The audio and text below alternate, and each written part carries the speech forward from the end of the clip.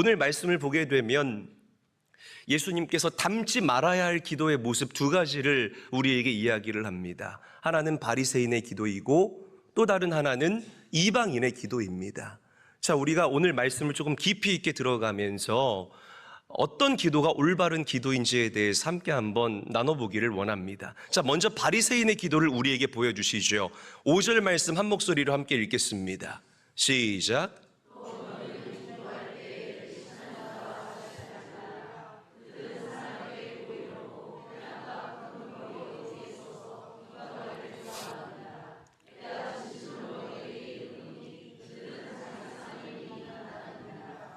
바리새인들은 하루에 3번 시간을 정해놓고 기도했습니다. 아침 9시, 그리고 정오, 오후 3시 이렇게 시간을 정해놓고 기도했다는 거예요.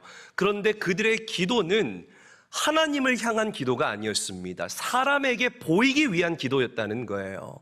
그래서 기도 시간만 되면 바리새인들은 늘 사람이 많은 곳으로 향했습니다.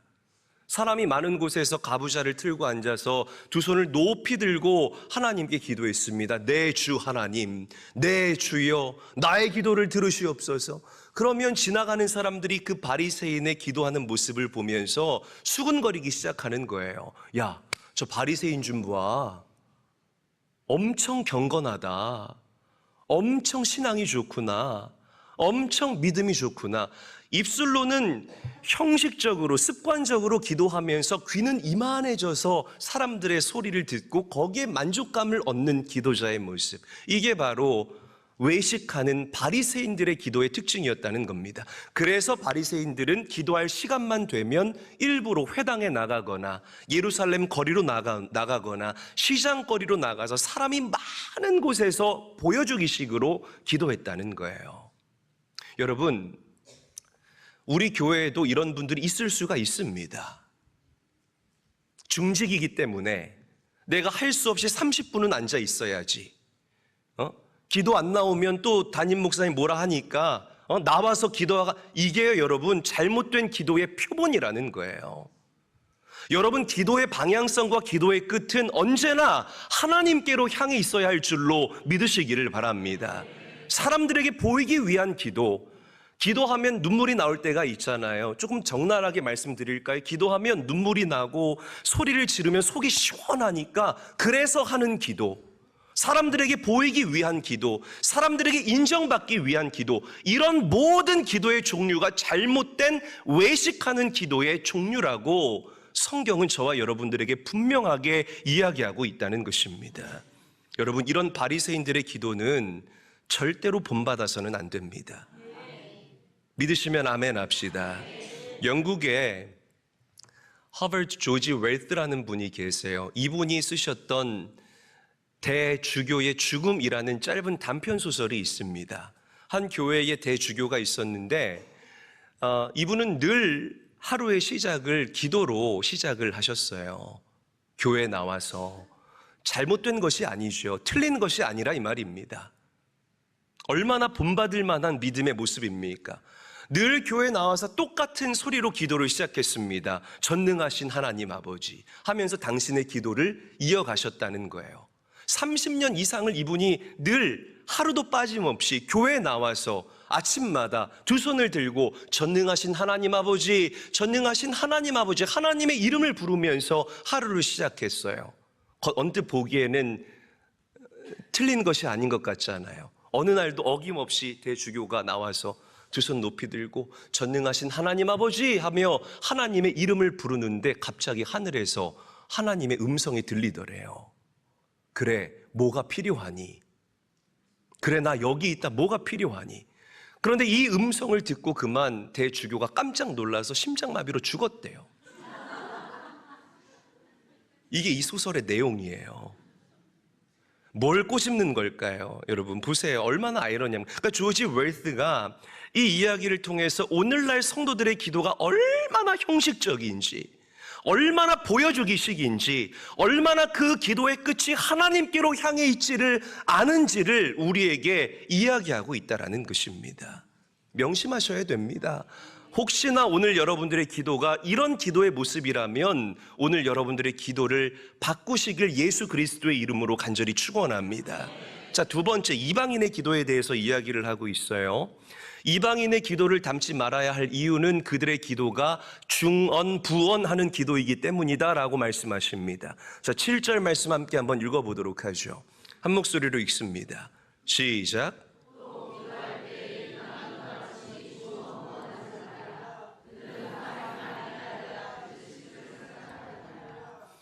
중언부언이라는 이 단어는 헬라어로 바타르게세테라고 읽고 발음을 합니다. 의미 없는 말을 반복하다라는 의미를 가지고 있어요.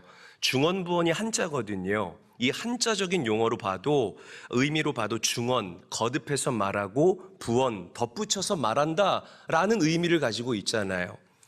여러분 죄송합니다. 주로 나이가 드신 어르신들이 여기에 해당이 되는데, 기도할 때 화려한 미사 여구와 수식어를 붙이지 않으면 그 기도는 수준 떨어지고 은혜가 되지 않는다라고 생각하는 분들이 계세요. 천만의 말씀입니다. 할렐루야. 제가 이번에도 성지순례 가서 봤더니 왜 중세교회가 몰락할 수밖에 없었는지, 왜 이 정교회가 몰락하고 프로테스탄트, 우리 이 종교 개혁자들이 일어날 수밖에 없었는지 너무나 여실히 보여주고 있더라고요. 너무나 경건의 모양만을 강조하는 거예요. 그냥 하나님을 부를 때에 하나님 아버지, 전능하신 하나님 아버지, 여러분 저의 하나님은 신실하신 하나님입니다. 여러분들의 하나님은 어떻습니까? 이재일 목사의 하나님은, 제가 고백하는 하나님은 신실하신 하나님이에요.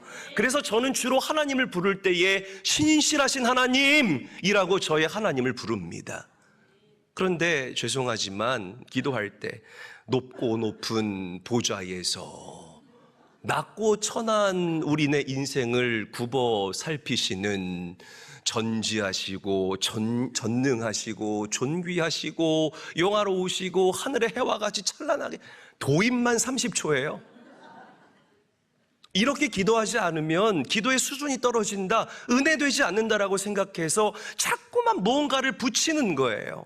하나님이라는 그 이름만으로도 거룩하고 존귀한데 자꾸 그 존귀한 이름 앞에 화려한 미사여구를 붙이려고 한다라는 것입니다. 여러분 질문 드려볼게요. 자꾸 뭔가 화려한 미사여구를 붙여서 우리가 하나님께 기도하면 하나님께서 그 기도를 특별히 기뻐 받으실까요? 그렇지 않습니다. 하나님은 우리 인간의 언어에 속는 분이 아닙니다. 하나님은 우리의 중심을 보시는 하나님이라는 사실을 믿으시기를 바랍니다. 아멘. 명심하셔야 된다는 거예요. 이런 얘기가 있어요. 어떤 할아버지가 뒤늦게 예수 믿고 구원받아서 너무 기쁘더래요. 너무 이 안에 감격이 넘치더랍니다. 그래서 하루하루를 기쁨과 감격으로 살아가는데 어느 날 며느리가, 다 같이 식사하는데 며느리가 기도 부탁을 하더래요. 아버님, 오늘은 식사 기도 아버님이 좀 해주세요. 그래서 나는 못한다 얘야 라고 말하기도 전에 온 식구들이 다 기도하려고 이렇게 손을 모으고 눈을 감고 있더래요. 손주들도 다 눈을 감고 있더래요. 그런데 이제 막 믿었잖아요. 이제 막 이 안에 기쁨이 있는 상태인데 기도의 기억자도 해본 적이 없는 이 할아버지가 어떻게 기도하겠습니까? 나 혼자 기도해 본 적은 있는데 많은 사람들 앞에서는 기도해 본 적이 없는 거예요. 그래서 식은땀을 삐질삐질 흘리다가 이 할아버지가 그만 두 손을 번쩍 들고 이렇게 얘기하더래요. 하나님 만세.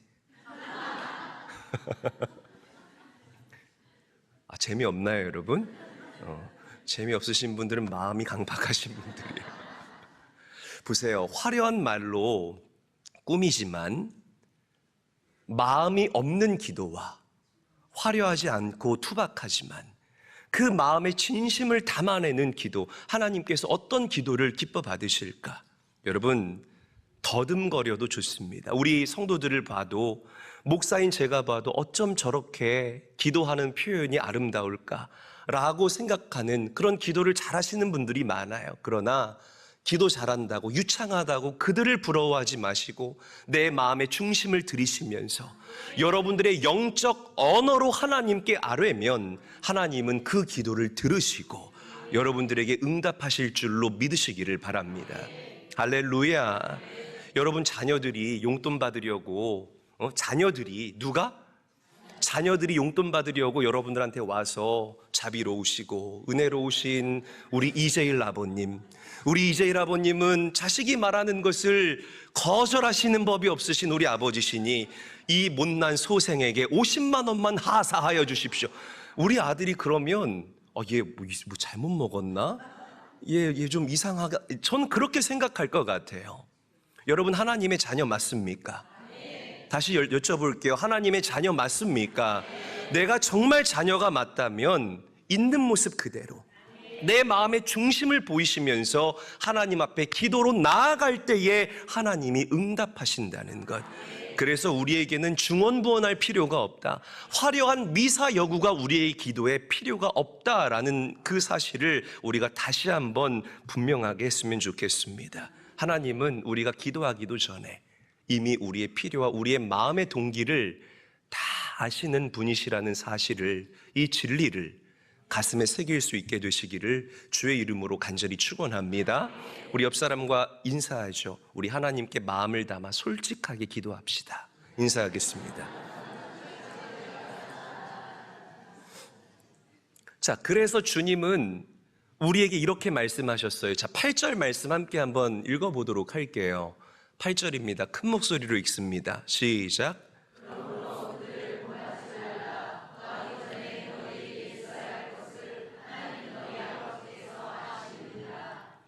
자, 우리는 이 한 구절에서 우리의 기도에 응답하시는 하나님의 속성에 대해서 두 가지를 발견할 수가 있습니다. 첫 번째, 여러분들의 기도를 들으시는 하나님은 우리의 아버지이십니다.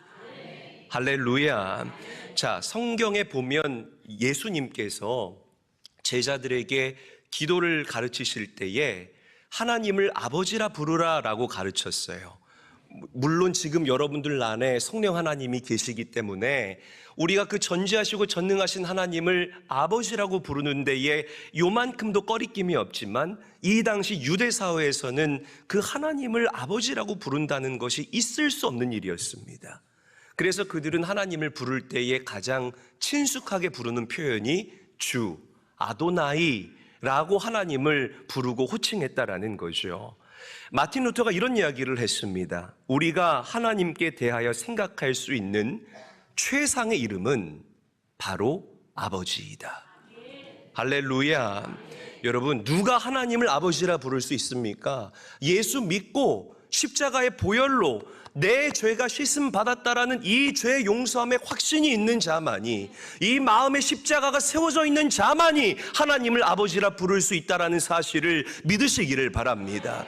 자, 두 번째, 우리의 기도를 들으시는 하나님은 우리의 필요를 다 알고 계십니다. 다 알고 계세요. 우리의 연약함도 알고 계시고 우리의 슬픔도 알고 계시고 우리 마음의 소원도 알고 계시고 나의 모자란 구석까지 하나님께서는 이미 다 알고 계신다는 것입니다. 그래서 우리의 기도가 중언부언할 필요가 없는 것이고 미사 여구를 덧붙일 이유가 없는 것이에요. 잘 들어보세요. 굉장히 중요해요. 저는 팀 켈러 목사님을 굉장히 존경하는데 영성가 중에 영성가죠. 팀 켈러 목사님이 쓰셨던 기도라는 책이 있습니다. 꼭 한번 읽어보시기를 추천드립니다. 근데 이 기도라는 책을 보게 되면 기도라는 대제목 말고 부제 있잖아요. 소주제. 이 소주제가 얼마나 저의 눈과 마음을 사로잡았는지 몰라요. 거기에 뭐라고 적혀 있냐면 이렇게 적혀 있습니다. 기도, 의무를 지나 기쁨에 이르는 길 찾기. 다시 한번 말씀드릴게요. 기도, 의무를 지나 기쁨에 이르는 길 찾기라고 적혀 있었습니다.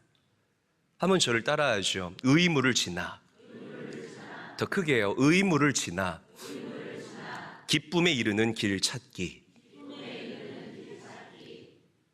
여러분들의 기도가 의무를 넘어서 기도하는 것 자체가 여러분들의 큰 즐거움이 되고 기쁨이 될 수 있어야 한다는 것입니다. 기도라는 것은요, 의무라는 것은요, 하기 싫은데 해야 되니까 억지로 하는 것이 바로 의무의 정의라는 거예요. 기도는 의무감으로 하는 것이 아니라 기도는 하나님과의 소통입니다. 하나님과의 교제입니다. 하나님과의 대화라는 사실을 믿으시기를 바랍니다. 그래서 기도하는 시간이 여러분들에게 의무감이 아니라 설레임과 기쁨이 될 수 있어야 한다는 것이에요. 할렐루야. 옆 사람과 인사하죠. 기도가 기쁨이 되기를 원합니다. 인사하겠습니다. 정말 그래야 됩니다. 전지하시고 전능하신 하나님과의 그 소통이 기뻐야지요. 나를 구원하신 그분과의 그 대화가 기뻐야지요. 하기 싫은데 보여야 되니까 하기 싫은데 막 30분 동안 앉아 있으려니까 막 다리에 쥐가 나고 막 새벽에 졸려 죽겠는데 이보다 더 어떻게 연기를 해요? 이런 기도 하나님 기뻐하지 않으세요. 여러분, 저희가 작년에 뉴 시즌, 새로운 10년을 선포했습니다. 가나안의 시즌이죠. 참 그런 의미에서 이 가나안의 시즌, 이 새로운 10년을 함께 다름질하고 있는 우리 교회와 성도들이 얼마나 자랑스럽고 또 얼마나 저에게 큰 기쁨과 감격인지 모르겠습니다. 가나안의 본질은 전쟁입니다. 그냥 파종하면 이 모든 것들이 막 엄청나게 자라서 뒷짐지고 있어도 내가 막 수확하는 그런 시즌이 가나안의 시즌이 아니라 정복 전쟁을 하면서 하나님께 영광 올려드리고 정복 전쟁에서 승리의 열매를 거둬들이는 것이 가나안의 시즌의 본질이라는 것입니다. 할렐루야. 여러분 보세요. 여리고성 전투 이후에 기다리고 있던 전쟁이 아이성 전투예요. 성의 규모로 비교하면 여리고 성이 몇 배는 더 큰 난공불락의 요새였다는 겁니다. 그런데 하나님과 소통하던 이스라엘 공동체는 여리고를 가뿐히 무너뜨렸지만 하나님과의 소통이 끊어졌던 이스라엘 공동체는 작디 작은 아이성 전투에서 처참하게 패배하고 맙니다. 명심하셔야 됩니다. 여러분, 기도하셔야 됩니다. 할렐루야. 계속되어지는 영적 전쟁을 기도하면서 승리할 수 있게 되시기를 주의 이름으로 간절히 축원합니다. 질병과의 전쟁, 재정과의 전쟁, 가정과의 전쟁, 모든 영적 전쟁에서 기도로 돌파할 수 있는 은혜가 오늘 여러분들에게 일어날지어다. 일어나야 합니다. 기도하며 깨어있으면 정말 이래도 될까 싶을 정도로 연전연승하게 되는 기가 막힌 역사가 이 새로운 10년 뉴 시즌, 가나안의 시즌의 열매가 되어 여러분들의 삶 가운데에 찾아오게 될 것입니다.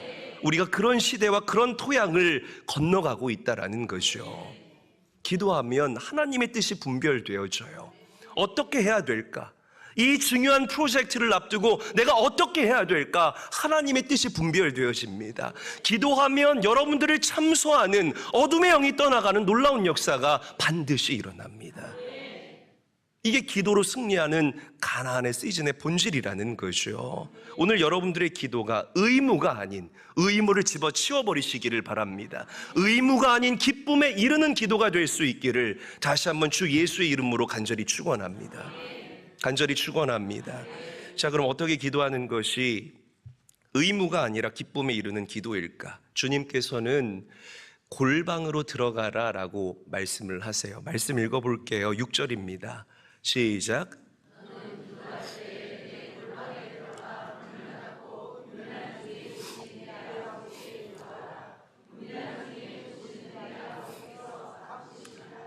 아멘. 골방, 헬라어로 타메이온이라고 읽고 발음하는데 단절된 밀실이라는 의미를 가지고 있습니다. 그러니까 둘만 교제할 수 있는 내실, 침실이라는 뜻인 거죠. 또 골방 얘기했다고 오늘 집에 가셔서 안방문 걸어 잠그고 뭐해 여보 하면 나 골방에서 주님과 교제해야 돼. 큰일 납니다. 제가 말씀드리는 골방은 물리적인 골방이 아니라 영적인 골방을 얘기를 하는 거예요. 그러니까 이런 거죠. 잘 들어보세요. 방법을 알려드릴게요. 아침에 출근하면서 운전대를 잡잖아요. 그러면서 운전하면서 하나님과 소통하는 거죠. 할렐루야. 하나님, 오늘도 제가 하나님을 기쁘시게 해드리기를 원합니다. 오늘 만나는 사람에게, 사람마다 나에게 주신 그 은혜가 넘치도록 흘러 들어가기를 원합니다. 차 안에서 기도하면 그 차 아니요. 하나님과 여러분들 둘이 소통하는 영적인 골방이 될 수 있는 거예요. 할렐루야. 회사에서 점심 식사하시고 그냥 의미 없이 하는 잡담하거나 게임하지 마시고요. 책상에 앉아서 조용히 하나님의 이름을 불러보는 거예요. 여러분들의 하나님, 내가 믿는 하나님은 좋으신 하나님. 하나님, 오늘도 나에게 새 생명을 허락하여 주셔서 감사합니다. 이렇게 일할 수 있다는 것이 얼마나 큰 은혜인지 모르겠습니다. 우리의 회사가, 이 기업이 하나님 오른손에 붙들린 기업이 되기를 원합니다. 이 어려울 때에 이런 은혜를 공급하여 주시니 감사합니다. 주를 위해 사용하고도 남음이 있는 기업이 되게 하여 주시옵소서. 그런 짧은 기도와 소통, 그 장소가, 여러분들의 책상이, 그 데스크가 하나님과 소통하는 영적인 골방이 될 수 있다는 것이에요. 여러분, 예수님도 사역하면서 늘 한적한 곳에 가셔서 하나님께 기도하더라. 성경은 우리에게 이야기합니다. 일보다 더 중요한 것이 뭐예요? 기도였다라는 거죠. 할렐루야. 명심하셔야 됩니다. 여러분, 왜 하나님은 골방에서 저와 여러분들을 기다릴까요? 골방에서 만나야 친밀하고 인격적으로 만날 수 있기 때문에, 다시 강조할게요. 골방에서 만나야 친밀하고 인격적인 교제와 소통을 할 수 있기 때문에 골방에서 우리를 기다리고 계시는 거예요. 이해가 안 되세요? 연애하는 사람들 보면 막 진짜 뜨겁고 불타오르는 연애를 하는 사람들 보면, 연애도 안 해보셨어요? 불타오르는 연애를 하는 사람들을 보면 단 둘만의 시간을 갖는 것을 굉장히 좋아합니다. 자꾸 사람들이 없는 곳으로 가려고 해요. 왜 그럴까요? 그래야 친밀함을 누릴 수 있기 때문에, 그래야 교제할 수 있기 때문에 그렇게 밀폐된 공간, 단 둘만 있을 수 있는 공간으로 가는 겁니다. 부부관계도 그래요, 여러분. 부부관계도 이제 막 결혼한 신혼부부는 얼마나 뜨거운지 자꾸 사람들 없는 골방으로 들어가려고 합니다. 그런데 결혼한 지 20년, 30년 지난 부부들은, 전우회로 살아가는 부부들은요, 난리가 나는 거예요. 오늘 와이프가, 여보, 오늘 저녁 나랑 저기 가서 얘기 좀 해. 그럼 남편이 소스라치게 놀라는 거죠. 왜 내가 뭘 잘못했는데? 여기서 말해, 여기서. 진짜 아주 진저리가 나 좀 살려줘, 제발. 전우회로 살아가는 친밀함이 없는, 사랑이 깨진 부부의 전형적인 모습이 안 돼요, 여러분. 오늘 다들 골방으로 들어가시기를 바랍니다. 하나님은 기도 응답을 다 준비해 놓으시고 여러분들을 기도의 골방으로 부르세요. 오늘 그 성령님의 음성을 들을 수 있기를 원해요.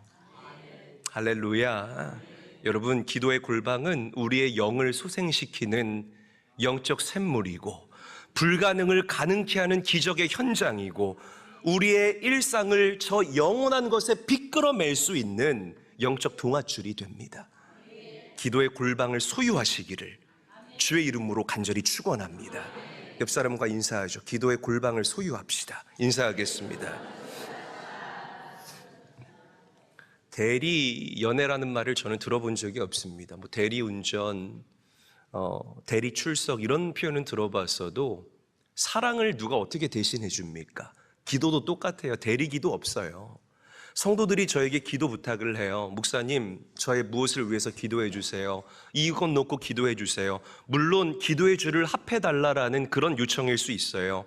주의 종을 통해서 기도하는 그 기도가 여러분들의 지친 기도에 활력을 불어넣을 수 있을지 모르겠습니다. 그러나 진짜 기도, 참된 기도는 내가 주님 앞으로 나아가서 내 음성으로 하나님께 기도하는 게 진짜 기도예요. 구원 대신 받을 수 없잖아요. 기도도 똑같은 것입니다. 아주 단호하게 선을 긋고 내 음성으로 하나님께 기도하는 시간을 가져볼 수 있게 되시길 주의 이름으로 간절히 축원합니다. 말씀을 맺겠습니다. 사랑하는 인천제일교회 성도 여러분, 기도에 힘쓰는 성도들이 되십시오. 다시 한번 여러분들을 도전하고 축복합니다. 그동안 기도가 의무감이었던 성도님들이 계신다면, 특히 우리 중직들이 계신다면 그 의무감이라는 옷을 벗어던지고 기쁨의 옷을 입고 기도할 수 있는 성도들이 되시기를 바랍니다.